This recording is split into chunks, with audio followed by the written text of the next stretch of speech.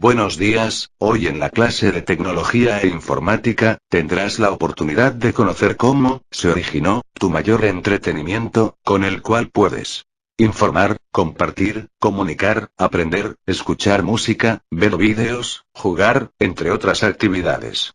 Todo esto gracias a la red Internet. Así que presta atención y recuerda ingresar a la página del colegio IE San José, cqgenomio.com, y profundizar más en el tema. Historia de la Internet. Internet, en el año 2009. Enviamos correos electrónicos, hacemos llamadas telefónicas por Internet y hablamos de temas que nos interesan, incluso nuestra banca se ha vuelto virtual. Pero lo que ahora damos por sentado, era solo una vaga idea de hace 50 años. Para comprender cómo hemos llegado hasta aquí, vamos a retroceder a 1957, cuando todo empezó. Antes de 1957 los ordenadores podían realizar solo una tarea a la vez. Esto se conocía como procesamiento por lotes. Por supuesto, esto era un poco ineficaz. Como los ordenadores se iban haciendo cada vez más grandes, tenían que ser guardados en habitaciones refrigeradas especiales, pero entonces, los desarrolladores ya no podían trabajar directamente con los ordenadores, se tenía que llamar a especialistas para conectar con ellos.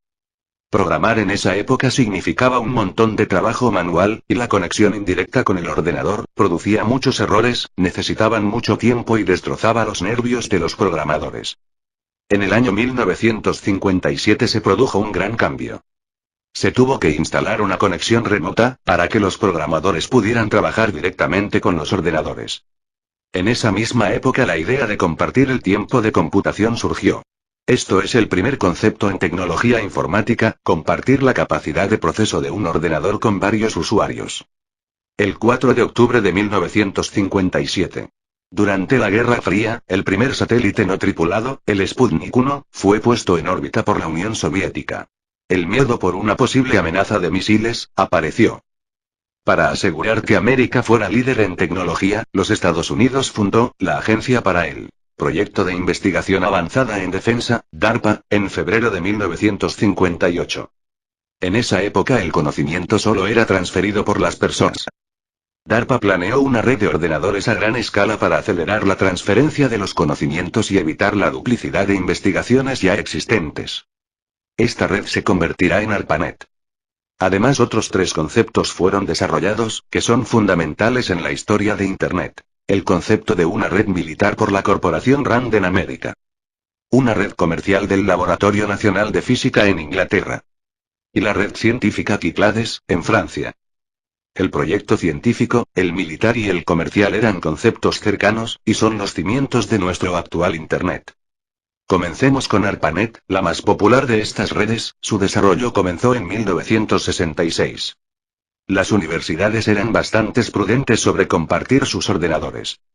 Por lo tanto se pusieron pequeños ordenadores por delante del mainframe o unidad central. Este ordenador, el interfaz de proceso de mensajes o INP, tomaba el control de las actividades de la red, mientras que la unidad central solo se encargaba de la inicialización de los programas y de los archivos de datos. Al mismo tiempo, el INP era el interfaz para acceder al ordenador central. Desde entonces, solo los INP fueron interconectados en una red, la cual también era llamada subred. Para la primera conexión entre ordenadores, Network Working Group desarrolló el protocolo de control de red, programa para el control de red, o NCP. Posteriormente NCP fue reemplazado por un protocolo de transmisiones, o TCP, más eficiente. La característica principal del TCP es la verificación de la transferencia de archivos. Vamos a dar una pequeña vuelta por Inglaterra. Mientras que la red NPL fue diseñada para una base comercial, se suponía que habría muchos usuarios y transferencias de archivos. Para evitar posibles congestiones de las líneas, el envío de esos archivos fue dividido en paquetes o partes más pequeñas, las cuales eran de nuevo ensambladas en el ordenador receptor. Había nacido el intercambio o conmutación de paquetes de datos. En 1962 los aviones espías americanos descubrieron misiles de medio y largo alcance en Cuba, los cuales estaban preparados para alcanzar los Estados Unidos. Esto avivó el miedo a un conflicto nuclear. En esa época los sistemas de información tenían una arquitectura de red centralizada.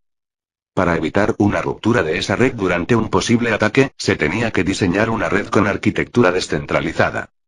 De esa manera, en caso de perder un nodo, la red seguiría operativa. Las comunicaciones seguían usando las ondas de radio, las cuales se verían afectadas en caso de un ataque atómico. La ionosfera impediría que las ondas de radio de alta frecuencia funcionasen, por lo tanto habría que usar ondas directas, las cuales, sin embargo, no tienen largo alcance.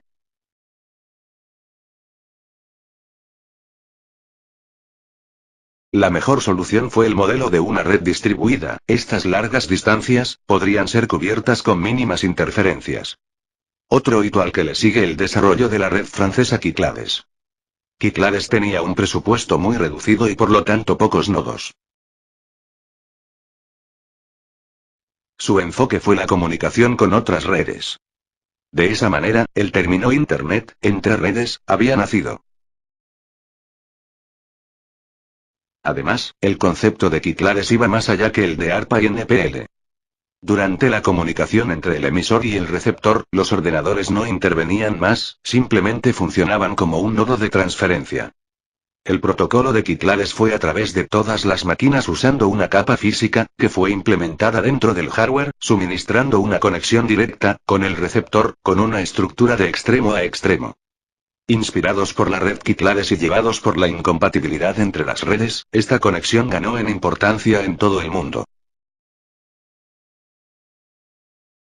Las compañías de teléfono desarrollaron el protocolo X25, el cual facilita la comunicación entre sus servidores, para recibir los cargos y facturaciones y, por supuesto, el protocolo de control de transmisiones de DARPA fue conectado a los ordenadores a través de puertas de enlace, y la Organización Internacional para la Estandarización diseñó el modelo ISO de referencia.